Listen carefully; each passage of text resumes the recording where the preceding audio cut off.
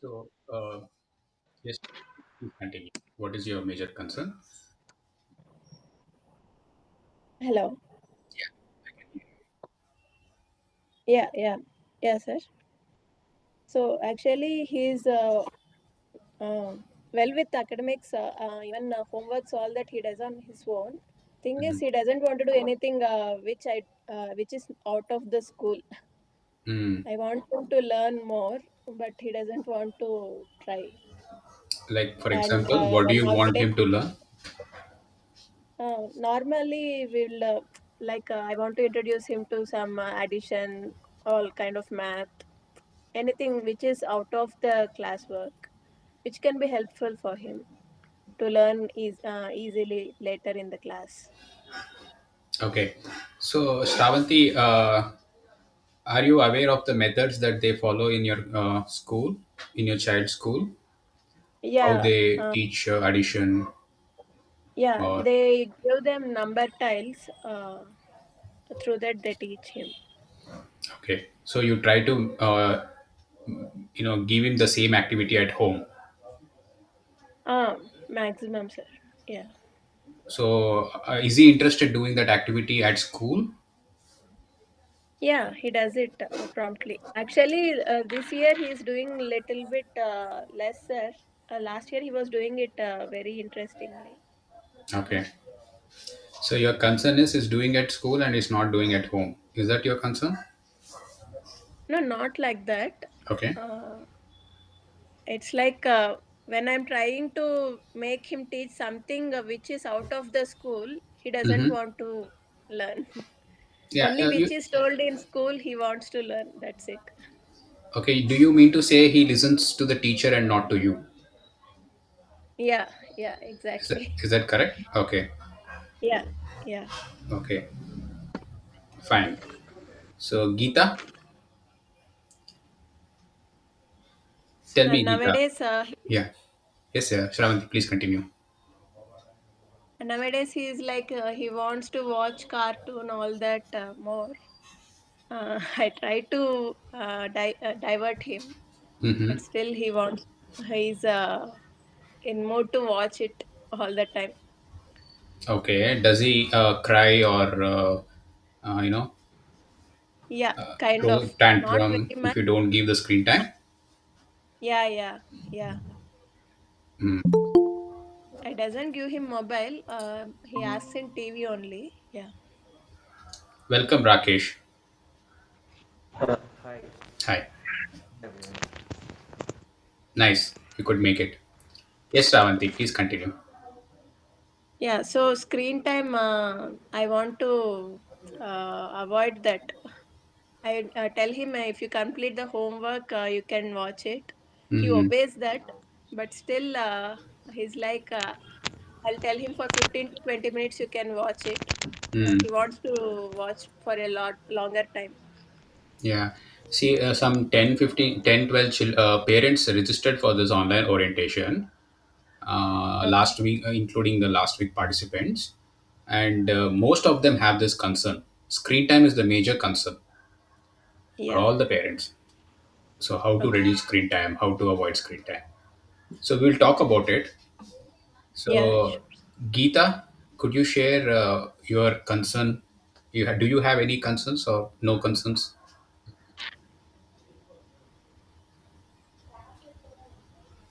Geeta, are you there?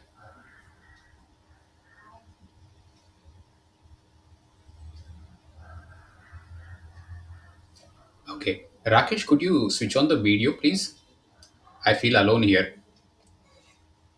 I'm actually outside, so okay, for a brief time I can. Okay, thank you very much. Nice. Yes, Rakesh, Mm, your concern, we were discussing in the morning. yeah. Yeah. Similar to what I think others have been mentioning, Mm. screen time is one concern, and activity levels. I think the kids, they're not playing enough. They're not engaging in physical activities. Maybe running, maybe even jogging. Everything has to be a sort of game for them. If we just tell them, let's go walking, let's go running, they don't want to do that. They're not following such instructions. If we sort of make it a game, and if there are other kids, Hmm. sometimes they're playing. Otherwise, it's hard to get them to motivate to run sometimes. Also, given rain and other situations, the outside time that they're spending, park time or something, is very limited, and that's also adding into the TV time. So that's one of the major things that I have. So your child is, how old is your child? He's 3.5 years now. Hmm. That is strange, because most children want to run around at this age. They want to Hmm. do a lot of physical activities. Yeah. And how is his school? I mean, does he get to run around a lot in his school, or is he made to sit in one place in the classroom? It's mostly activities centered. I think they do have 2 days wherein physical activity is taken up, Hmm. but it's mostly focused more around, yeah, I think some playtime, but maximum is more like in class sort of thing. So, how is the classroom setup? Do you have this benches and chairs, No, no, benches and desks? this is more of a open play area sort of space. Okay. It's a larger space, and then Hmm. it's like about 20 to 25 kids who sit like at different places. Okay. Good. Good. So they get to move around. They don't. They're not sitting at one place for a longer period. Huh. No, not that much. So in fact, if we look at it, uh, my kid, what he does is we have this cycle sort of thing. He wants to play with that more than normal running and jogging sort of thing.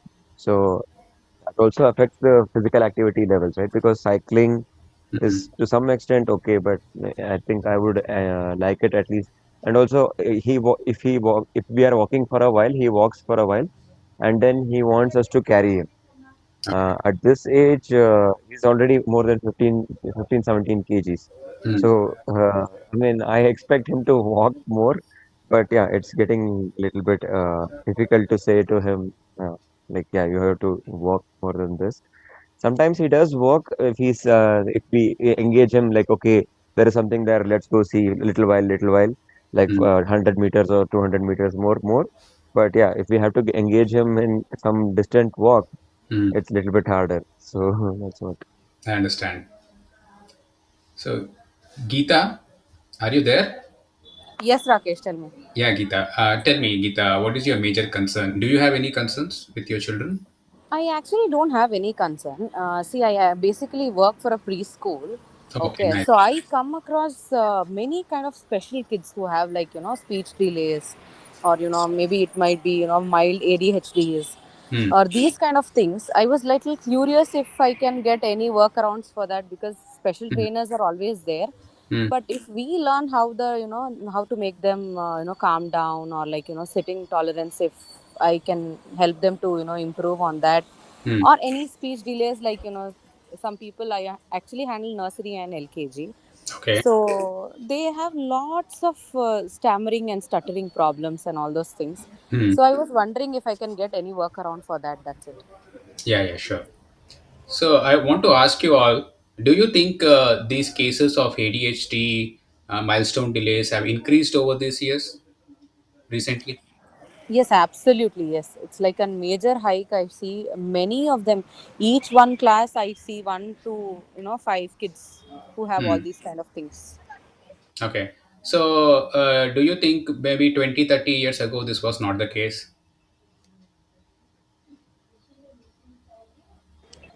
I feel it was not there. I don't say it was not there. It was there, but maybe it was not given more of focus on that. Hmm. There were also people who had kind of milestone delays, or like stammering, stuttering problems and all those things, Hmm. but it was not coming to picture, I guess. They were not, they were getting just ignored on that. They also had kind of uh, too many hyperactive kids, but that time also, but never used to they labeled it as ADHD kids or anything like that. So one thing, there were no labels back then. Maybe Yes, 20, 30 years, there were no labels, or maybe they were there, but we were not aware. Many of these yes, parents, yes, it did yes, not come to mainstream.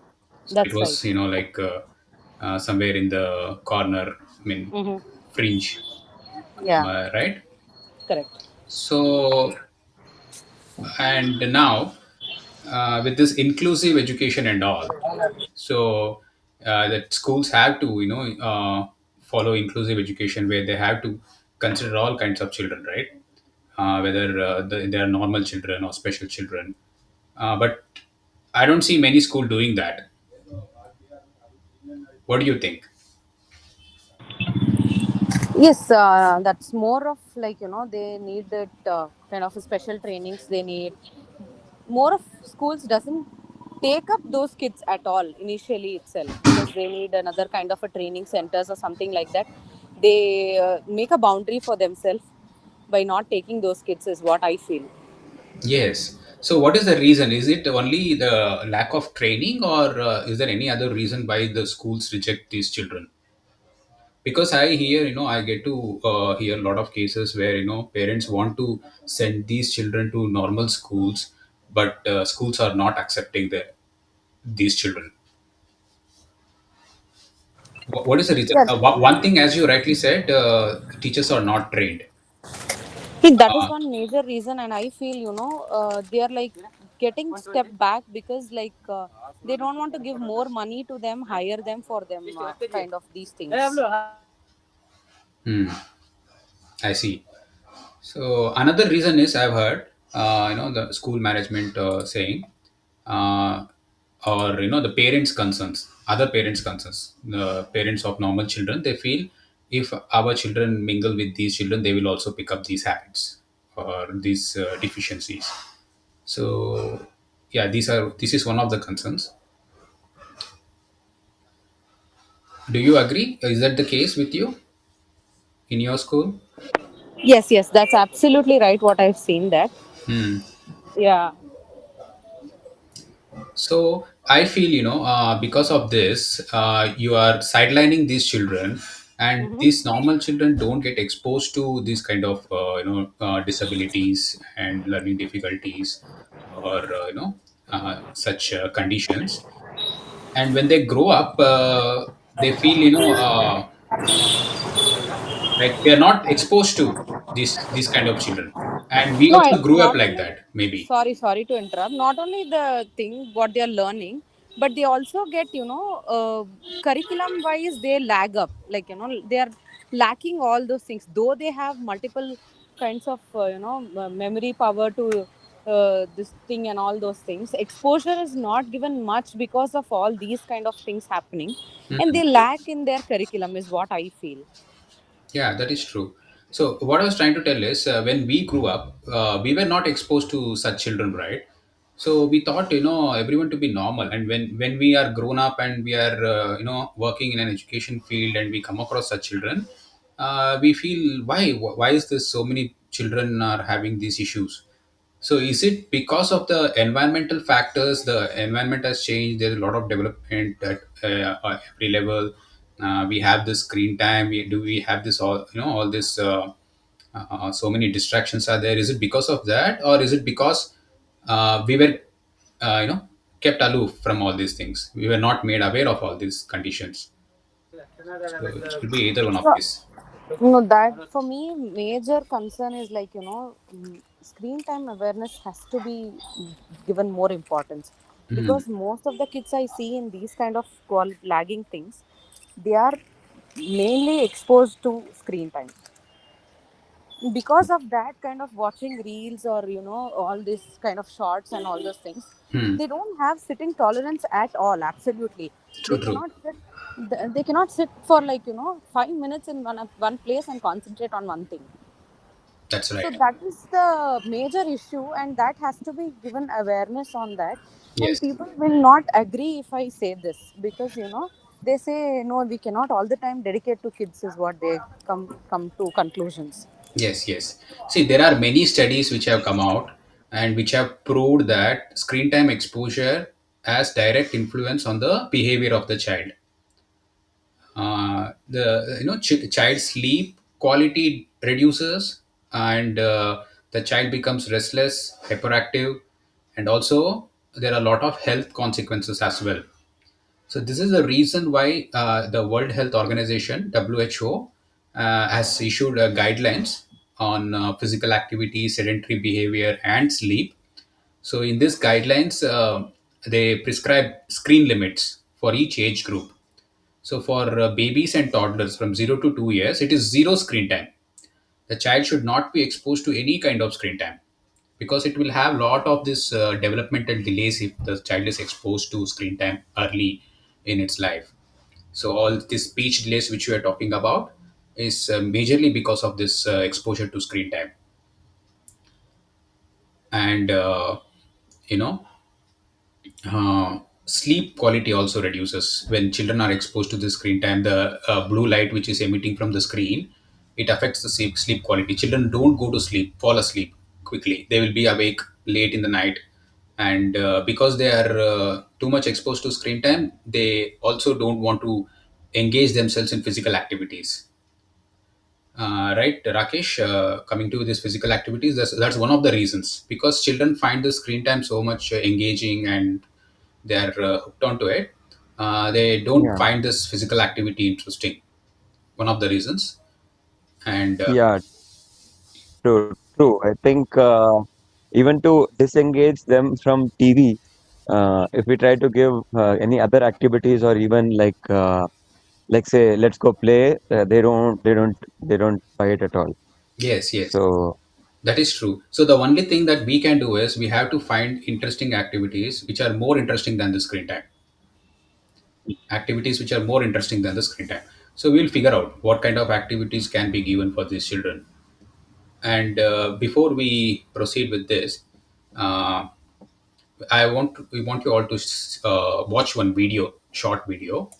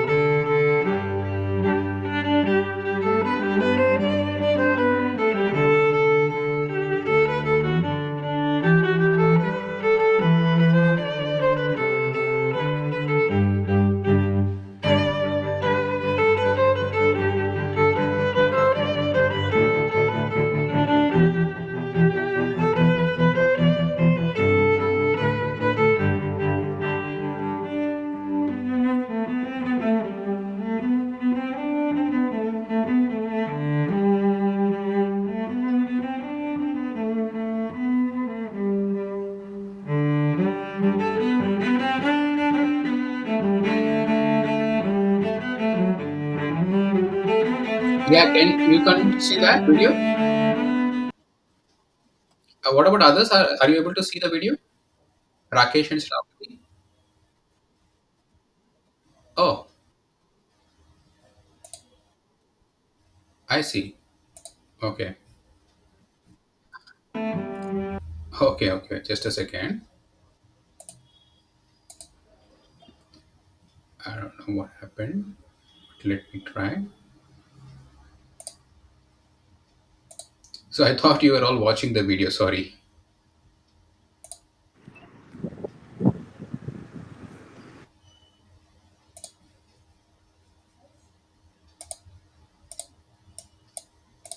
Now can you see? yes, yes, it's good.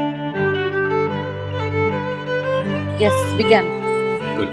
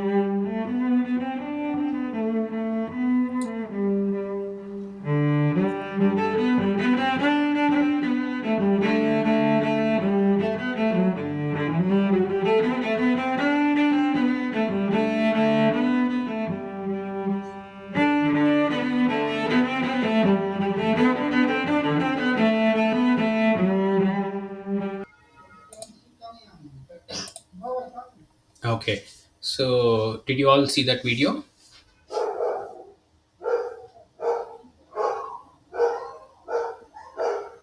Yes, I think part the caterpillar and Yes. butterfly moth becoming something. Yes. So this is the video of the metamorphosis of silkworm into moth. So you know this silkworms, right? The cocoon of the silkworm is used to make the silk saris. So the why I wanted to show this video. This moth, this silkworm transforms into a moth. When we tell this to a child, see this, if the child has not seen this process of metamorphosis, will the child believe that the silkworm and the moth came from the silkworm?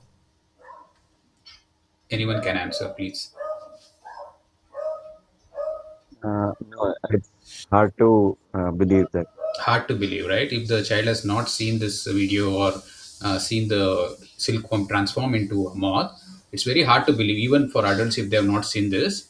Actually, most of them know this caterpillar transforming into butterfly, but most of them don't know that the silkworm transforms into a moth. Even I didn't know. Mm. I got to know this recently, a few years ago. So such metamorphosis happen in nature with any species of animals, right? Uh, so what I'm trying to tell is this silkworm and the moth, because the moth came from the silkworm, are they both same? Do they have same characteristics physically and Uh, mentally? no, not really. So do you others agree? Shravanti and Geeta, are you all on board? Yes. Yeah. Yes, So yes, do we definitely. agree that this moth and silkworm have nothing in common? Because you see, the silkworms crawl on the land, and this Yeah. moth flies. Yeah. So it is totally different characteristics, right? So I want to ask you all: do we human beings also go through this kind of metamorphosis, this transformation? Does it happen in us? Do we also change into something new person, and totally we are different, physically, mentally, we are different? Does it happen to us Yes, also? yes. So Gita says Yes. yes. What about us? Definitely, I agree on this point. What do you think, Uh, Shravanti? hu humans, it's hard to see the transition because maybe it's very gradual, or maybe I don't completely agree for humans, but yeah, this is very drastic in the silk moth thing, that example we saw. Hmm. But yeah, small changes we can expect from people, ourselves also. But are we drastically changing? That is No, no, no. Definitely, we're not drastically changing. But if you compare yourself with 6-year-old Rakesh, hmm, do you hmm, think hmm. you have transformed? Yeah, to a good extent, yeah, Yeah. you're not the And same you person. compare with yourself with 16-year-old Rakesh, a Yeah, teenager, there's. Mhm. and when you're a baby.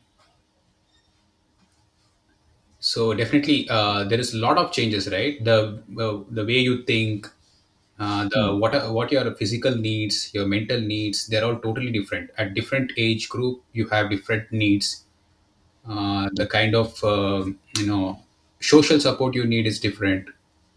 The hmm, kind of physical help you need is different. For babies, they need a lot of care. They need to be carried around. As you were saying, some children expect them to be carried. hmm. So, but when the child is like 12 years old, will the child expect the same? Maybe not, or maybe. Okay. So now we also, human beings also go through such transformations. Montessori calls this as the constructive rhythm of life. I'm going to share one picture.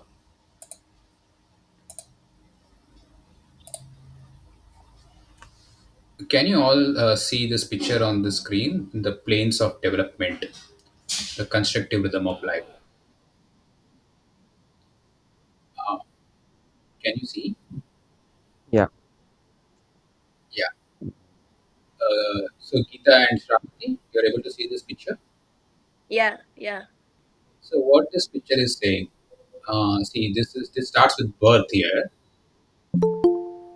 age 6. Mhm.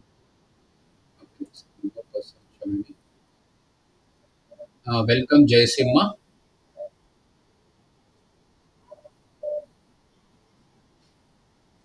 Okay. Now you all can see the picture, right?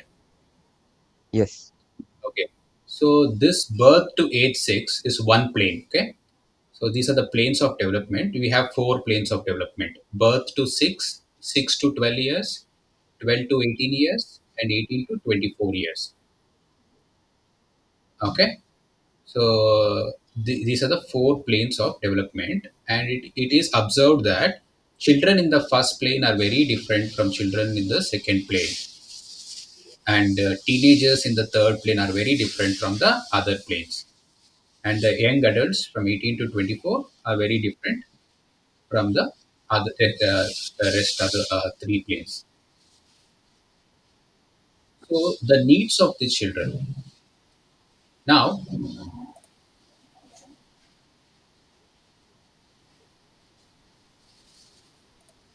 So, what do this silk? What was the silkworm eating? Can anyone remember?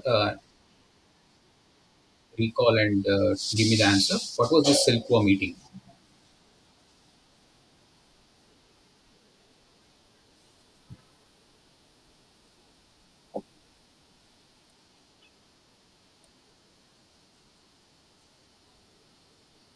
Can Uh, you please answer? What was?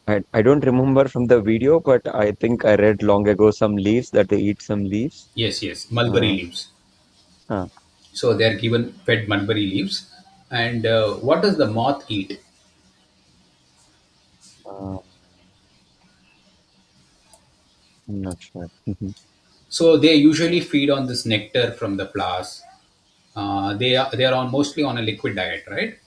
So you can see this silkworm, what it eats is very different from what the moth eats. Mhm. So it's like that. Children, when they are very young, 0 to 3 years, their needs are very different from the child who is 3 to 6 years, or the Mm. child who is 6 to 12 years. Their physical and mental needs are different again. So what I'm trying to tell here is, the opportunities that we give, the kind of environment we give to these children need to change from time to time so that their needs are met. What happens if the needs are not met, if the physical and mental needs are not met? What happens? We will see.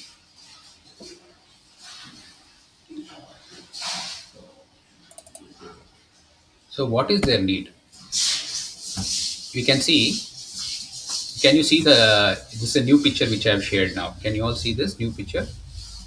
Yes. Mhm. Right. Yes. Okay, so you will see this first 6 years. Most of you are having children in this plane. So their major need is physical and biological independence, and they are developing their absorbent mind. They have the absorbent mind. So what do we mean by absorbent mind?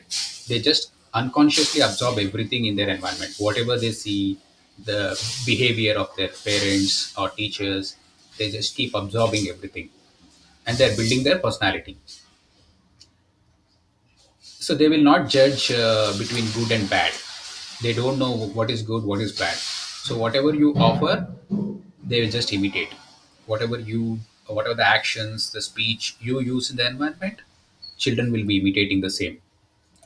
So they have this need to become physically independent. What do we mean by physically independent? They should be able to walk on their own. They should be able to run. They should be able to do things which others are doing in the environment. Suppose if you are opening the lock, or you are trying to um, uh, use your hands to do some work, you're cutting with scissors or knife, or you're eating with a spoon.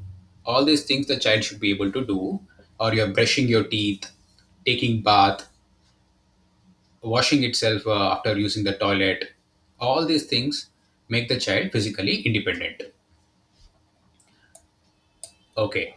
Now, coming to the 6 to 12 years, what are their major needs? They have to expand their knowledge about the world they live in. So they learn a lot of things about their around the world. So they have to become mentally independent. What do we mean by mental independence? They should be able to think for themselves. They should be able to make decisions. They should know what is good, what is right, what happens if I do this, what happens if I don't do this, what are the consequences of my actions. So this is a kind of mental independence we are talking about. So when they turn in teenagers, they have to become socially independent. They have to collaborate with others in teamwork. They have to do projects. So they should know how to get along with others very well, with grace and courtesy. And when they are 18 and older, they should become spiritually and morally independent. So that spiritual concept they have to develop in them. So they have to find out what their purpose is, what their what their goals are, what their inner calling is, what they want to do, what they want to pursue, what kind of career they want to pursue. So all these things they should be able to explore in this age, 18 to 24. So now I want to ask you all,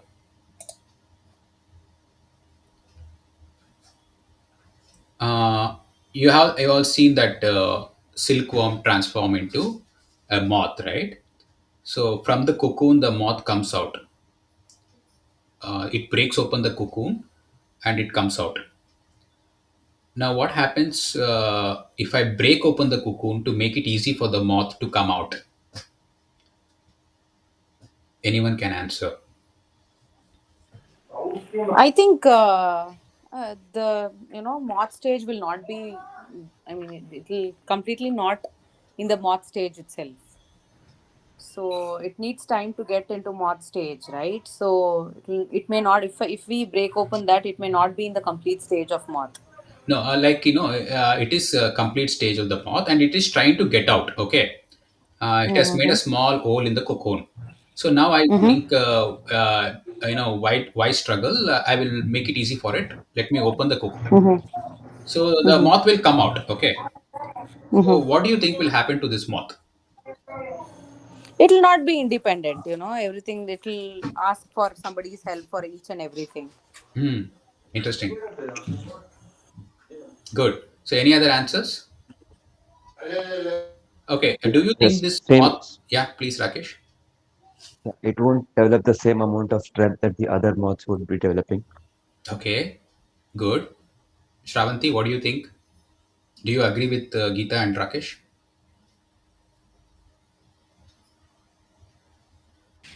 Sorry, I didn't hear the conversation properly. Okay. Sorry. So Shravanti, what I was asking is this moth when it is coming out of the cocoon, no? Yeah, yeah. That Uh, question I heard it. okay. Yeah. So I Geeta think was it saying, cannot perform as a normal moth because it is a given help. Like I have read somewhere that if we break the egg externally, then bird can't fly normally. very true, Only when it tries to open the egg by itself, it has the power of that wings, all that. true, I true. I read that somewhere. Yeah. Very true. See, that logic is simple. Uh, when it is trying to break open the cocoon, it is actually developing the strength, of the wings or its legs or whatever, uh, and it will be able to survive in the world after it comes out of the cocoon because of that strength which it has developed. And if we break open the cocoon for it, as you rightly said, it will not survive. It will not, fly, or it will not be able to survive for long. So because it has not developed that strength, it is very weak now. So I want to ask, are we doing the same thing, like breaking open the cocoon thing with our children? Are we trying to make it easy for our children by doing things for them instead of them trying to do things? Yes, I agree on this point, Rakesh, because, like, we make them easier. They don't know. We don't let them explore the things like the way we used to do, right? So we never give them opportunity to. Maybe we are doing over parenting, is what I feel all the time. Like, not only parent as a matter, even for the teacher's point of view. Hmm. So I feel we are not letting them, think outside the box. Like, what else will can be happen if we don't do this or something like that. We don't let them explore the things. Is what I feel. Hmm. Okay. Others, what is your opinion? Are we doing this with our children as well? Like breaking open the cocoon thing. Are we making it easy for our children? Yeah, actually, for our convenience, we like stop them doing many things. Uh, For but example, I don't. For example, like my neighbor, when her child was jumping a lot, I was scared to see that. I used to tell her, he might fall down, he might get hurt. Then she was like, no, once he falls down, he will learn, she was telling me. But I don't think they has that maturity. Still, I feel very protective about my kid, and I still stop him when he jumps. okay. Yeah. Yeah. Rakesh? Yeah, in a way, we don't let them play openly and let them figure out on their own. I think sometimes we just guide them, like, yeah, this is a thing that maybe you can try and do something like this. So that initially, at least, I mean, we might be hindering their explorative processes. Hmm. So we do with very good intentions. We don't have bad intentions. We want, as Shravanti said, she's very protective about her child. Everyone is very protective. They want to ensure that the child is safe. Uh, but in the process of this protectiveness, we try to compromise on their independence development. So we try to do things for them. You know Maybe the child wants to clean the sweep the house, or it wants to help in the cooking.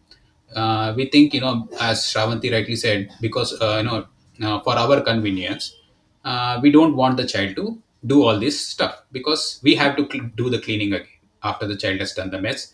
We have to do the cleaning again, so it'd be better, put the child in front of the TV and let the TV take care of the child, so we can do our work. So do we do that? Not exactly. Some things I avoid, but some things, some small things I give him, like whichever Yes. he can handle. Yeah, So you make him, you take his help in cooking. not in cooking, but maybe like cleaning, something like that. Okay, so you should also involve him in cooking as well, if he's interested. Yeah, yeah, if he but should if he he doesn't shows take interest up. if he shows Yeah, interest, you should encourage him to help you, maybe cutting yeah, a few vegetables, or mixing the atta, whatever. yeah, Yeah. So these things, it will keep the child engaged, and the child may not want to use the screen time. So slowly you can reduce the screen time by engaging the child in household chores. So what do you yeah. think, others? Do you all agree with this? Yeah, I Yes. think Yeah, but main concern is while I prepare some breakfast kind of thing, my kid watches TV and he will have the food. Mm. Once he doesn't watch the TV, he finishes it very rapidly. If Mhm. TV is there, he doesn't do it. And I can't forcefully tell him that you should not watch the TV, because we ourselves we watch TV as elders. What Mm. they see us, they follow that, right? Yeah, we are So their I role take models, no? yeah, I take him to kitchen whenever possible to Mm. avoid the screen time. Mm. Yeah, while preparing some food like that. But if I'm not able to take him to kitchen, then it's like he will have that hours together. Yeah, Yes. So what happens, as I said, from 0 to 6 years, they have to develop physical independence. So now, suppose we are doing everything for them. We are feeding them. We are brushing their teeth. We are giving them bath, and we are washing them after they use the toilet. So we are doing everything for them, and the child is not physically independent. What happens to this child when it is 6 years old and it cannot do things on its own? Well, others are able to do their own things. They're able to cut, cut with the scissors, and they're able to do a lot of things with their hands, and they're able to jump or run. But this child, our child, is not able to do. How will this child feel? No, I think this point maybe, like some kids, as you see, generation wise, I feel their fine motor and gross motor skills also won't develop on these kind of things. Maybe that is also again one point where we also let them not do on that. Hmm. Maybe even the schools has to implement on these kind of fine motor and gross motor skills to develop, kind of from the beginning of toddler's age and all those things. Very true. So yeah, if they implement on all these things, right, they also get the confidence to explore that in at home. Maybe as a parent, we may not be able to show confidence to give them with a knife or a scissor or anything like that. Hmm. Maybe if they start developing from school, that habit comes, like it becomes little more confidential for them. I mean, they build more confident on that, is what I True. feel.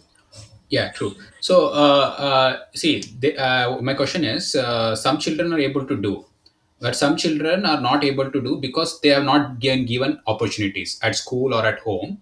They have not got opportunities to do all these things, to use their hands to do a lot of activities or tasks, complete tasks, and they are not independent, physically independent, and they have passed through that stage. Okay, so how does this child feel internally is my question. You put yourself in the child's position and think, how what is the child going through, what kind of emotions the child is going through. uh, like uncertainty, insecurity, Okay. and maybe I don't know these things, some fear sort of thing. Yes. Very good. Fear, I think insecurity. lack of confidence starts growing in the child's mind. Right. Like, Lack of not. confidence, lack of Mhm. self-esteem, frustration, anger.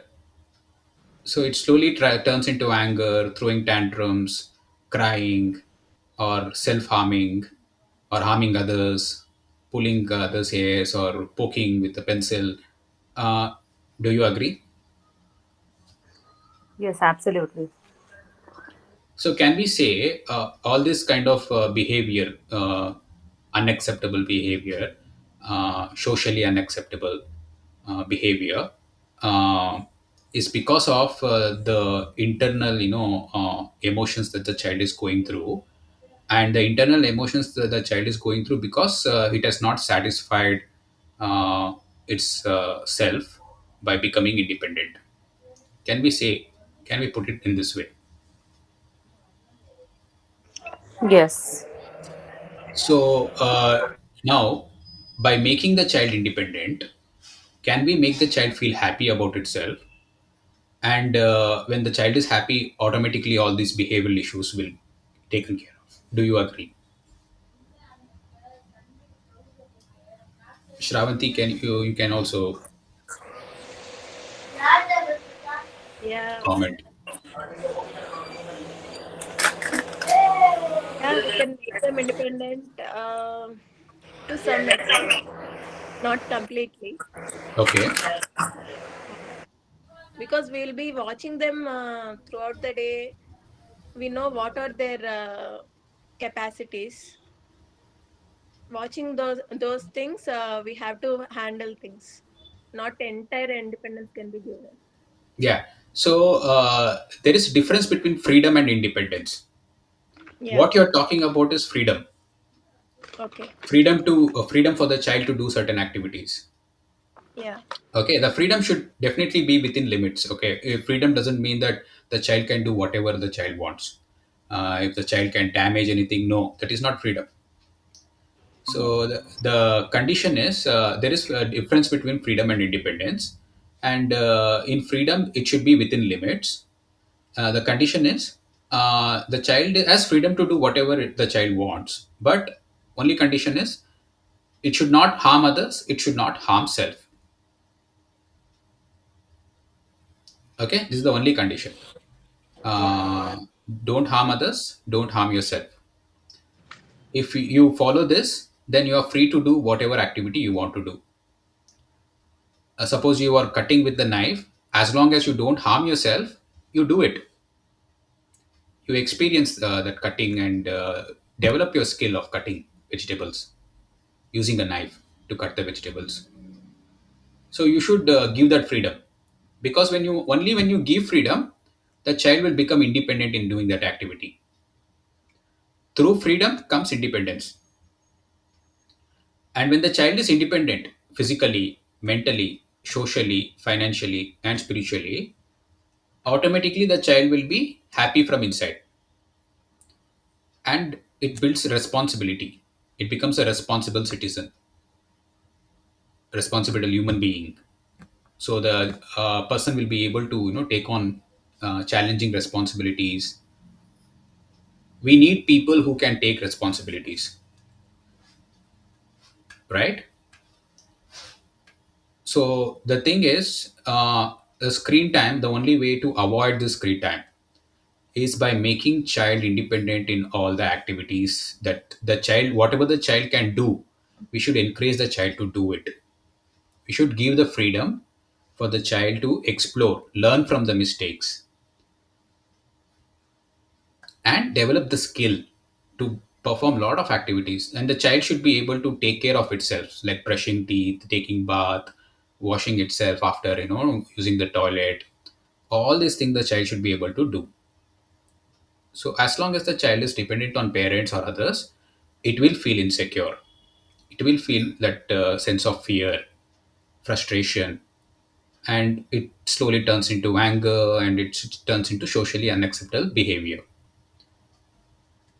So anything you would like to share, or anything you would like to ask me after this discussion? Rakesh, there is one concern actually. My kid likes stories very much. He wants me to tell different stories.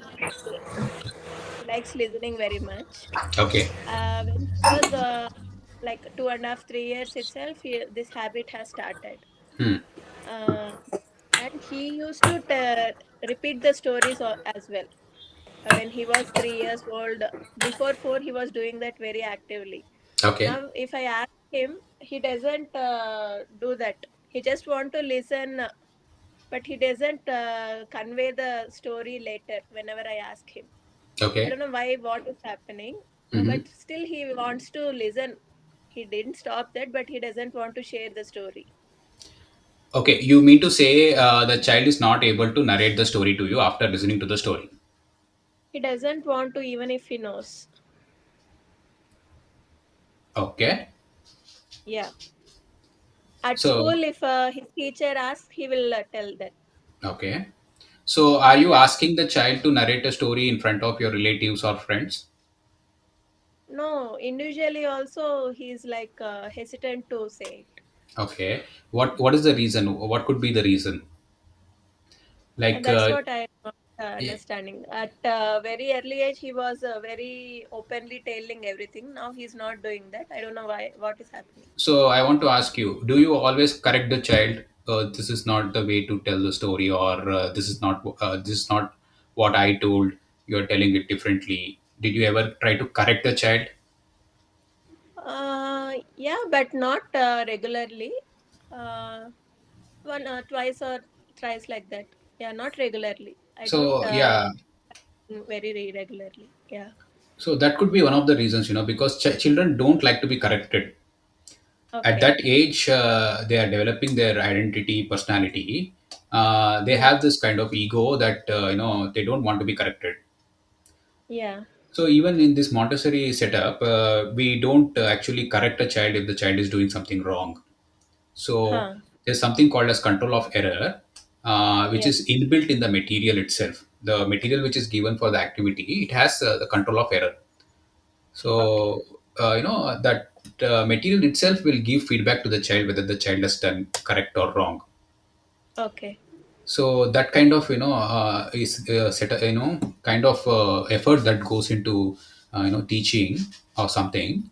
uh, it's because of this understanding that children don't want to be corrected, and also if you're correcting the child always, the child will not become independent. Okay.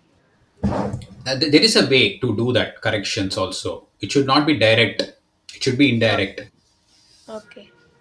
So Like, maybe you can record when the child is trying to narrate the story, you can record and you can make the child listen to it again. So that will okay. give a child feedback. This is the control of error which I'm talking Okay. about. So the Hmm. child will listen to that story, and the child will try to recall what you have narrated, and it will compare with the both. And the child's mind itself should guide the child. Okay, this is what I have done. This is the mistake I've done.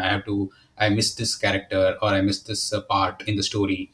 So like this, the child has to figure out instead of Okay. you trying to correct it, because that will become a block somewhere in the child. Oh, my mother always tries to correct me, she always belittles me, insults me, kind of thing. And it gives them some kind of negative emotions in the child, and the child doesn't want to Hmm. open up with you. So that could be one of the Okay. reasons. You need to observe. I'm just I'm not saying that this is the reason.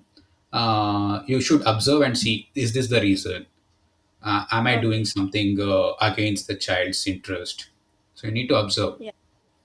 I actually regularly ask him, like, at least once or twice in a week, you tell me the story. Other days, I will tell you. I Hmm. try that way also, but he doesn't come up that way. Yeah. Yeah, give him some time, let him come out of that whatever the impressions that the child has about you. uh, Yeah. yeah, always you try to maintain this, don't try to correct the child for everything. Let Okay. the child learn. You create an environment such that the child learns what is the right way of telling or whatever. So Okay. try to think in those manner, instead of you directly telling the child, oh, this is not right, this is wrong, something like that. Okay. Okay. Yeah. As you have said, this Montessori thing, I wanted to ask that also. Hmm. Uh, Next year, I have to change him the school. Hmm. Which do you suggest, like Montessori kind of or a regular kind of? See, there are many schools which are run under the name of Montessori, okay, but they Yeah. are not actually following the principles and practices of Montessori. Yeah. So you need to see what kind of environment they have.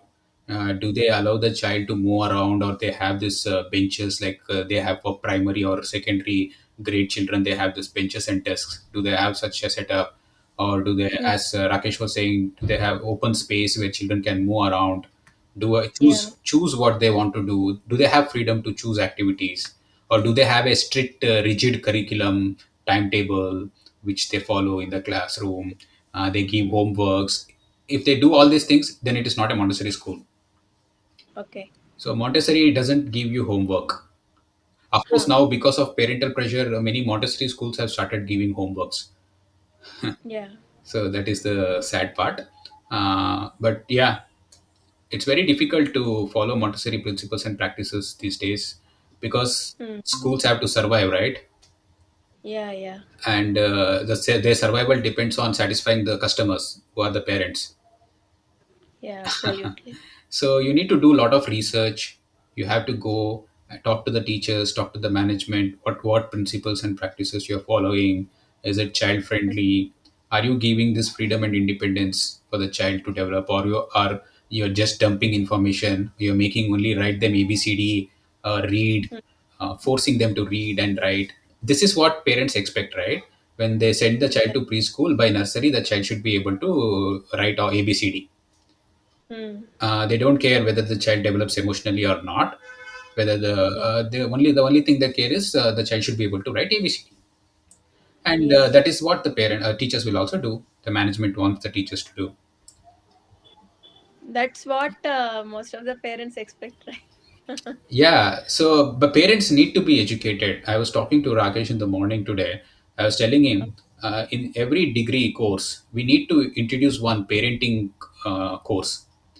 Every parent should know what is that developmental stages, what are the needs of the children. They should be aware of this child psychology. And usually these schools were not there till the child was 6 years. all this writing and formal kind of education start used to start from grade 1 onwards when the child was 6 years. Till 6 years it's more like an exploration, trying to develop their senses. Okay. Mm. So because the senses are the inputs for the intelligence development. Okay. So children become Yeah. very intelligent and knowledgeable only when their senses are working fine. So in Montessori, what we do, we work a lot on the sensory refinement. So there are materials which help the child to develop this sensory refinement, Yeah. facilitate sensory refinement. So because the Mm. child is exposed to a lot of screen time and other things, the information in the mind is not organized. It's not in order. So this can create a confusion in the child's mind. So when Okay. it is organized through these activities, like for example, there are activities like grading, sorting, pairing, where the child is made to do all these grading activities, pairing activities, sorting activities using materials. This will bring in some order in the child's mind. So this order will bring in uh, peace in the mind, or else it is very chaotic.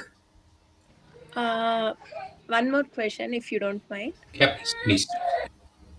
Is that not possible to do that at home?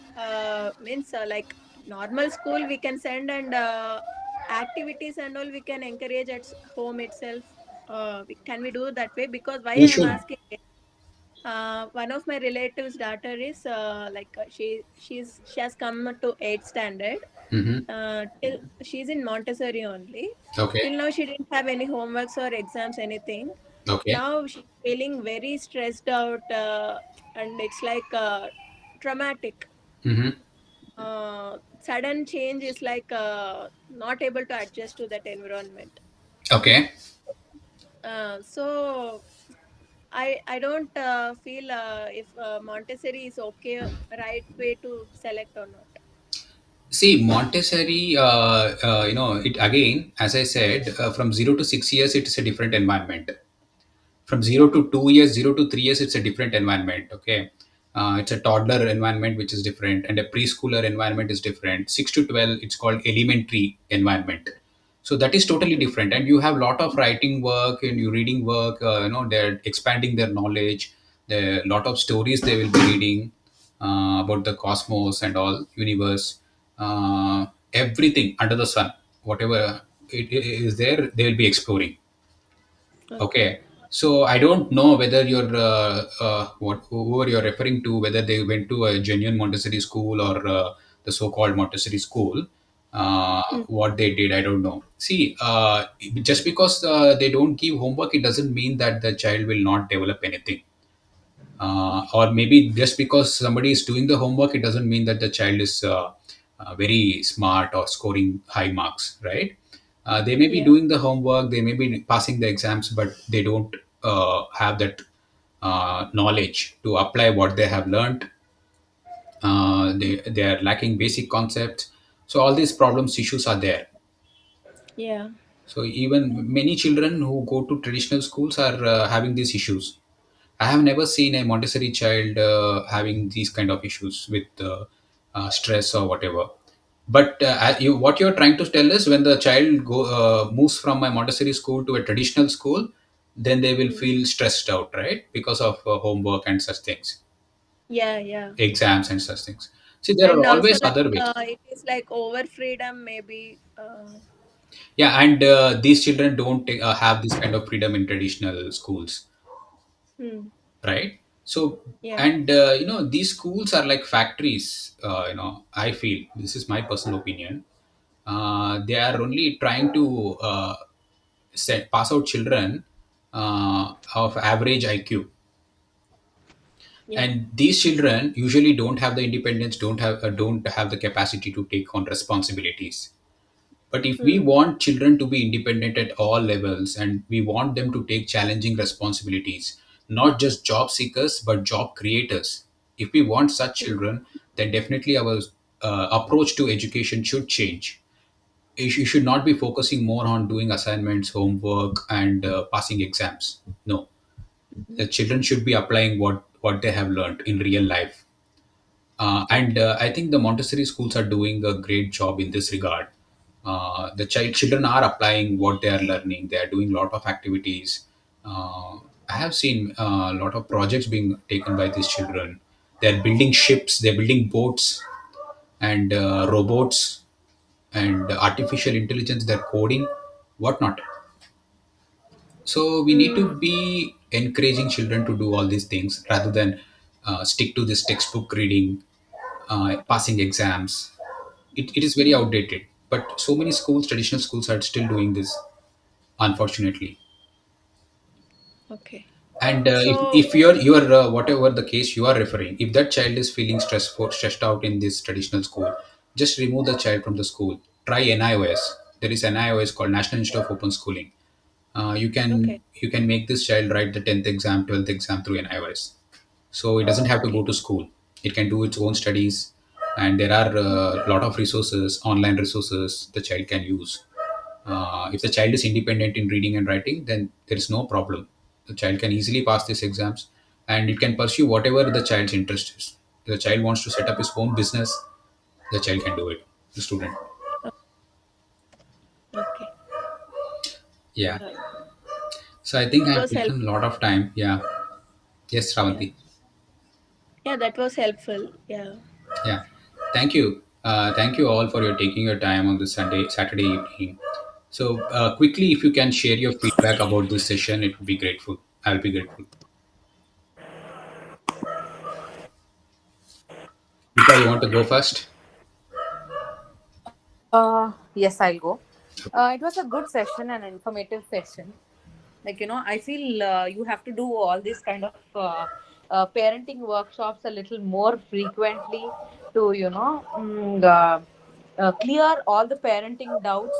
Or it may be, for me as a teaching background thing, like, if we can do any other workarounds, like, or implement any other things, if the schools are ready to do all these kind of workshops, we can arrange one kind of these kind of workshops, and we can have a criteria on parenting roles and all those things. So, I mean, I'm open to this forum, so you can just let me know if you're interested in this. And I feel you have to do this often and clear more of these kind of doubts, like, people who are like moving to UKG to first grade, where they are confused on all this ICSE, CBSE courses and all those things. So I feel you have to do more on this. Maybe I can pull up some frequently asked questions on all this parenting roles, and get back to you on that. And we can do more often on these kind of workshops, is what I feel. Sure, definitely, Geeta. I'll be open for it.